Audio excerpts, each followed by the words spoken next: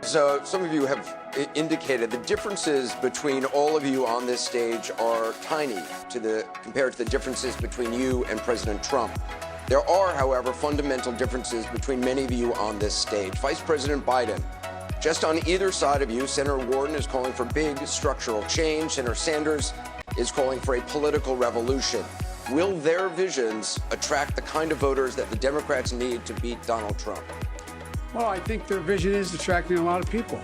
And I think a lot of what they have to say is really important.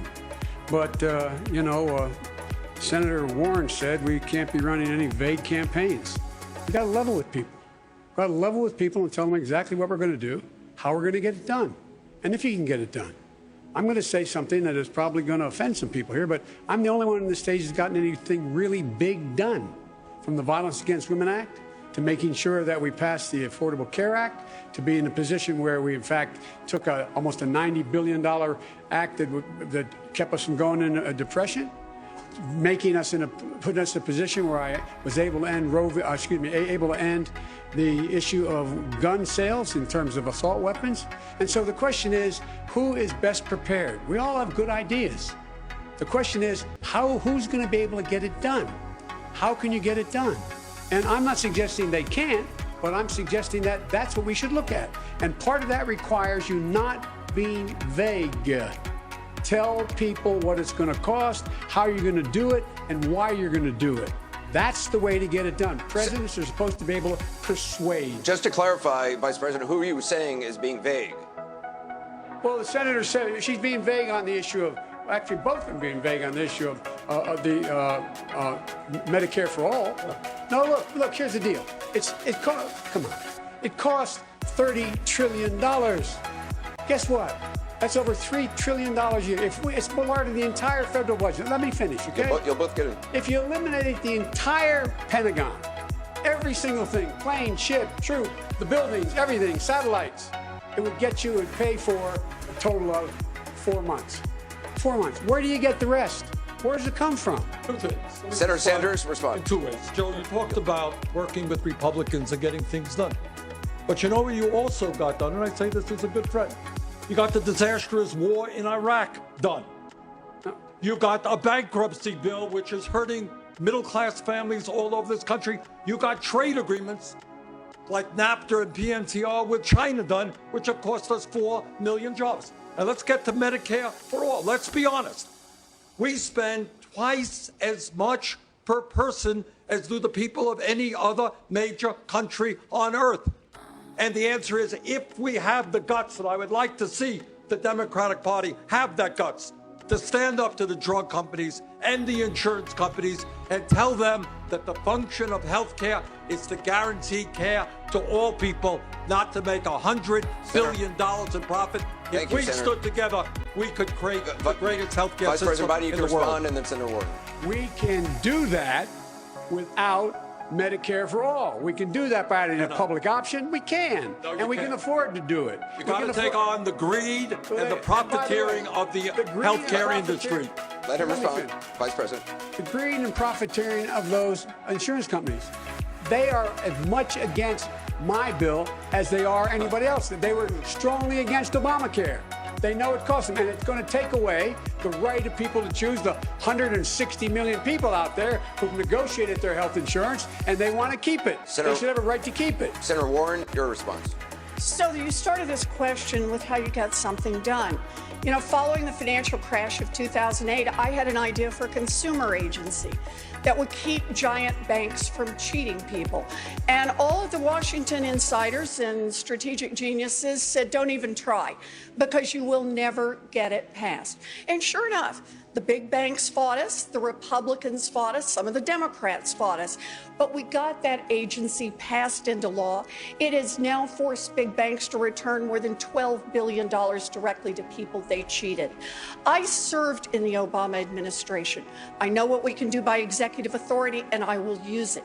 In Congress, on the first day, I will pass my anti-corruption bill, which will beat back the influence of money and repeal the filibuster. And the third, we want to get something done in America. We have to get out there and fight for the things that touch people's lives. I agreed with, she should reference me. I agreed with the great job she did. And I went on the floor and got you votes. I got votes for that bill. I convinced people to vote for it. So let's get those things straight, too. Senator Warren, do you want to respond? I am deeply grateful to President Obama, who fought so hard to make sure that agency was passed into law. And I am deeply grateful to every single person who fought for it and who helped pass it into law. But understand— You did a hell of a job in your job. Thank you. But understand this. It was a dream big, fight hard. People told me, go for something little, go for something small, go for something that the big corporations will be able to accept. I said, no, let's go for an agency that will make structural change in our economy. And President Obama said, I will fight for that. And he sometimes had to fight against people in his own administration. We have to be willing to make good, big structural change. Mayor Buttigieg, which is the right vision for a Democrat to beat Donald Trump? That's the essential question. If I had a buck for every argument that I've witnessed like this, I could pay for college for everybody. We need to move past what has been consuming this whole political space for as long as I've been alive. We're being offered a false choice. I don't agree with the vice president that Trump is an aberration. I don't agree that there's any such thing as back to normal. Because here in the industrial Midwest, definitely where I live, normal didn't work. That's part of how we got here. That's part of how a guy like Donald Trump managed to get within cheating distance of the Oval Office in the first place. But I also don't agree with Senator Warren that the only way forward is infinite partisan combat. Yes, we have to fight. Absolutely, we have to fight for the big changes at hand, but it's going to take more than fighting. Once again, I want to take you back to that day after Trump has stopped being president. Think about what the president can do to unify a new American majority for some of the boldest things we've attempted in my lifetime. Medicare for all who want it.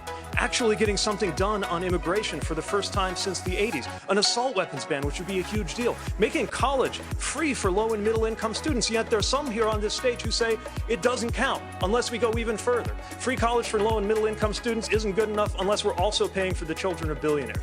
Immigration reform isn't enough unless we also decriminalize border crossings. We have an opportunity to do the biggest things we've done in my lifetime. I did not say back to normal. Thank you, Mayor. Senator Klobuchar. Senator Klobuchar. You know, this isn't a flyover part of the country to me. The heartland is where I live. And I want to win those states that we lost last time. And I have bold ideas to get us there. And I think just because they're different than Elizabeth's doesn't mean they're bold. But we can't get any of this done on climate change or immigration reform unless they win. And what I have done is win. And the only one up here, time and time again, the reddest of red districts, Michelle Bachmann's. I won that district 3 times. Rural districts that border Iowa and North and South Dakota. And I do it by going not just where it's comfortable, but where it's uncomfortable. And that is why I have been in Pennsylvania and in Michigan and in Wisconsin and all over Ohio and in Iowa. Because I think we need to build a blue Democratic wall around those states and make Donald Trump pay for it. Senator Warren, she referenced you, so you can respond. Now, people who are struggling to pay health care are fighting today. People who are getting crushed by student loans are in a fight today. People who are getting stopped by the police or paid less because of the color of their skin are in a fight today. And anyone who doesn't understand that Americans are already in these fights is not someone who's likely to win them. For me, this is about knowing what's broken, knowing how to fix it, and yes, I'm willing to get out there and fight for it. Senator Sanders, Senator Sanders, why is your approach more likely to beat President Trump? I'll tell you why. Please and here's the radical reason why. It's what the American people want. Yes. All right? The American people do not want tax breaks for billionaires. They want the rich to start paying their fair share of taxes. Poll came out yesterday. 71% of Democrats support Medicare for all. The people of this country understand that we've got to make public colleges and universities tuition free. And more Americans, including Republicans, understand we need bold action if we're going to save this planet for our children and our grandchildren. The way you win an election in this time in history is not the same old, same old. You have to inspire people. You have to excite people.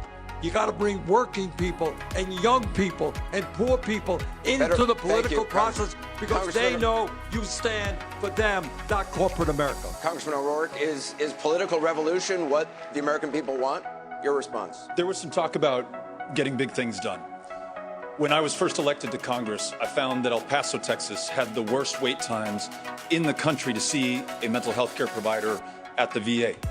I don't know how sensational or exciting that was to everyone in the country, or even most people in El Paso, but it was important to those veterans who I served. So we set about turning around the VA, hiring up the psychiatrists and psychologists and therapists to take care of those women and men who put their lives on the line for this country. And we were able to do that. And we took what we learned and we applied it to a national law as a member of the minority, working with Republicans and Democrats alike to expand mental health care access for veterans nationally. And then in Texas, one of what was thought to be the reddest states in the country, going to every single county, talking about this progressive agenda and winning more votes than any Democrat has ever won. That's the way that we defeat Donald Trump in November of 2020. Thank you. We have to take a quick break. The CNN New York Times debate live from Ohio will continue right after this.